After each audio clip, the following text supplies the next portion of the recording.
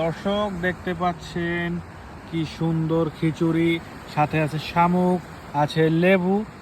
যদিও এই জিনিসগুলো এতক্ষণ যা দেখছিলেন এটা আসলে একটা বড় বিলবোর্ড, সাইনবোর্ডের উপর না বিলবোর্ড কি বোর্ড জানি কয় জানি না।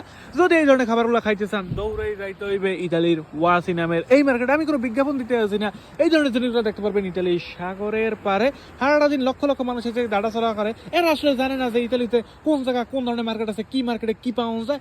যদি খাবার দাবার খাইতে চান যাইতে হবে ওয়াসি মার্কেটে। যদি শাকসবজি, এই ধরনের তরতাজা সবজি, ডিম, দুধ, কলা, রুটি, মাংস হইতে শুরু করে এই ধরনের জিনিস কিনতে চান তাহলে যাইতে হবে ইতালির সি মার্কেটে। যদি ওই জোতা জাতীয় পোশাক জাতীয় জিনিস কিনতে চান যাইতে হবে গ্লোব মার্কেটে।